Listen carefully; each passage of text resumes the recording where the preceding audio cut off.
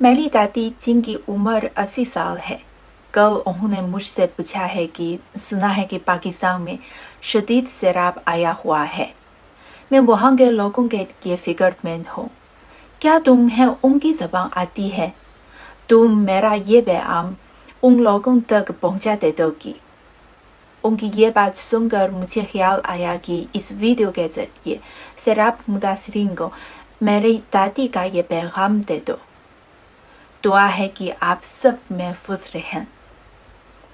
اس وقت پاکستان میں آنے والے شدید سیلاب کے بارے میں خبریں چینی عوام کی توجہ کا مرکز بھی بن چکی ہیں۔ چینی سوشل میڈیا ویب سائٹ پر لوگ اپنے اپنے انداز میں پاکستانی دوستوں کے ساتھ یکجہتی کا اظہار کر رہے ہیں۔ دعا ہے کہ سب محفوظ رہیں۔ دعا ہے کہ پاکستانی عوام محفوظ رہیں۔ ہمت کرو پاکستانی بھائی۔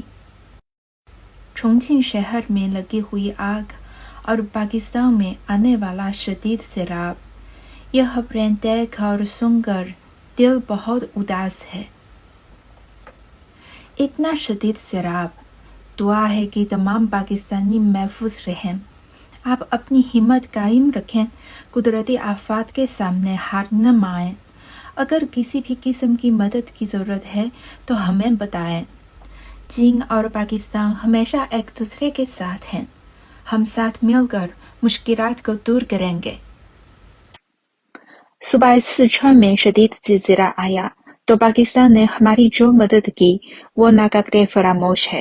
امید ہے کہ پاکستان جلد از جلد مشکلات پر قابو پائے گا اور تعمیر نو کرے گا۔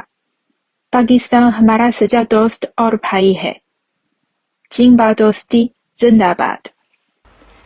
اس آفات سے نمٹنے کے لیے چینی فضائیہ کا ایک طیارہ امدادی سازوسامان لے کر پاکستان میں پہنچ گیا ہے۔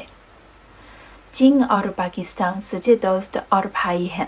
ہر مشکل وقت ہم ہمیشہ ایک دوسرے کے ساتھ کھڑے ہیں۔